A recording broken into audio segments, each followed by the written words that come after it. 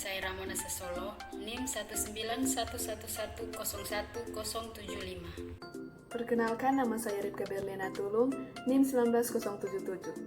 Perkenalkan, nama saya Rian Kaunang,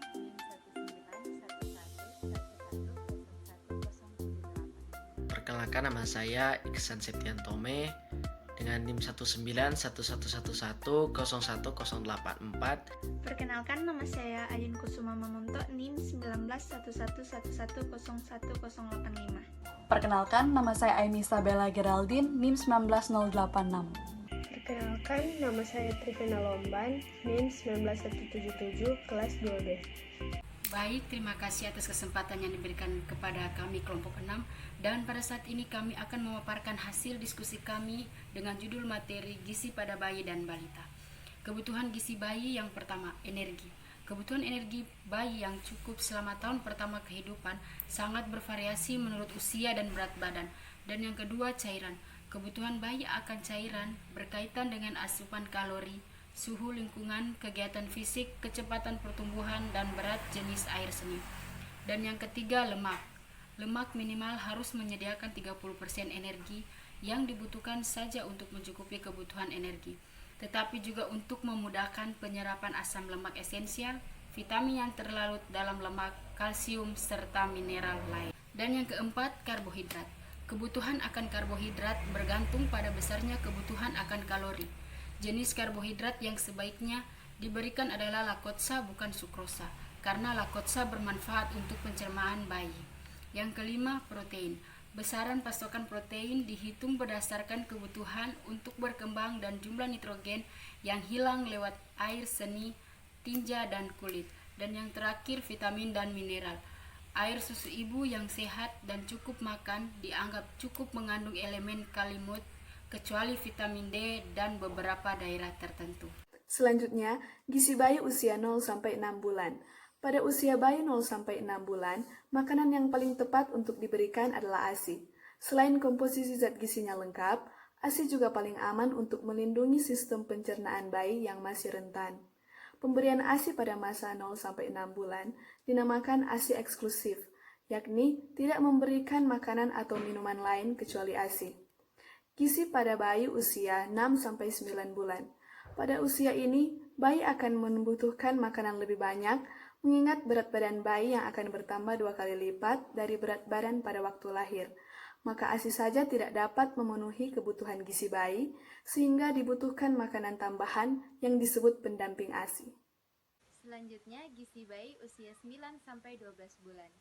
Bayi usia 9 bulan merupakan usia peralihan kedua dalam pengaturan makanan bayi. Prinsip dalam menyusun makanan tambahan untuk bayi usia ini adalah bagaimana menyusun makanan tersebut sehingga dapat memenuhi kebutuhan bayi akan zat gizi dengan mutu yang mendekati mutu gizi ASI. Selanjutnya kita akan membahas mengenai gizi pada balita, tepatnya mengenai kebutuhan gizi balita. Kebutuhan gizi yang harus dipenuhi pada masa balita diantaranya adalah energi dan protein, yang dimana seiring berkembangnya waktu, kebutuhan akan dua hal ini itu sering berubah-ubah.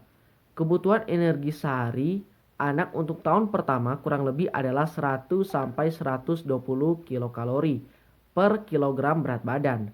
Dan untuk tiap 3 bulan pertambahan umur, kebutuhan energi turun kurang lebih 10 kilokalori per berat badan.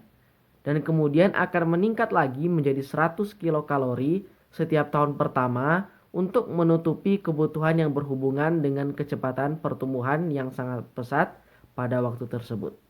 Selanjutnya, pertumbuhan pada balita. Yang pertama, pertumbuhan tinggi dan berat badan.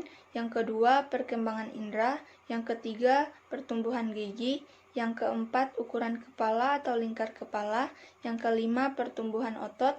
Yang keenam, tulang belulang. Dan yang ketujuh, denyut jantung.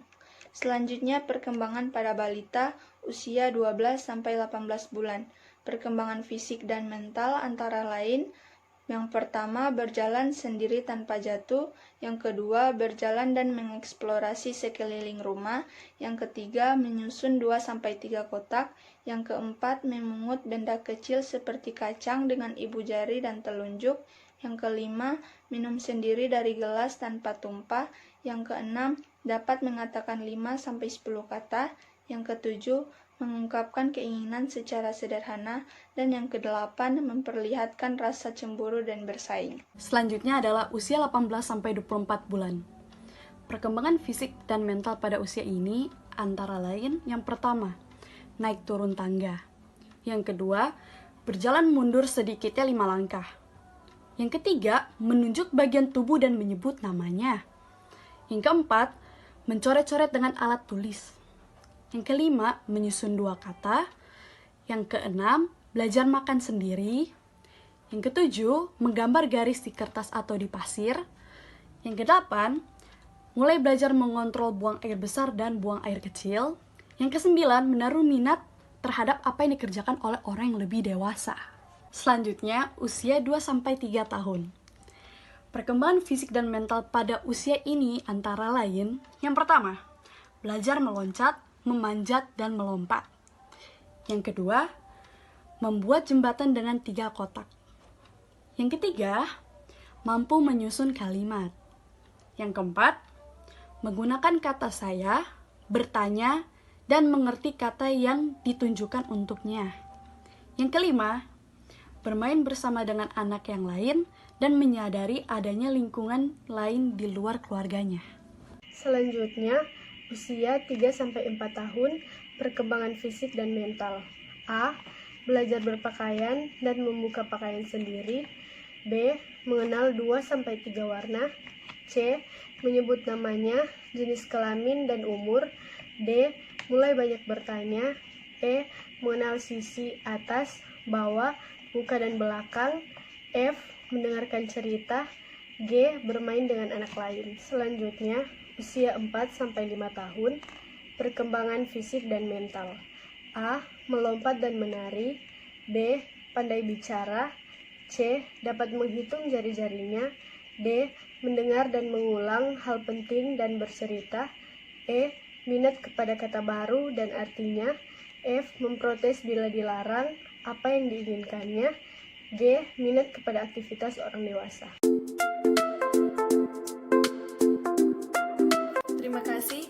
Sebagai penutup, kami kelompok 6 kelas 2B dari Fakultas Kesehatan Masyarakat Universitas Samratulangi ingin menyampaikan Stay healthy, stay safe, and stay healthy.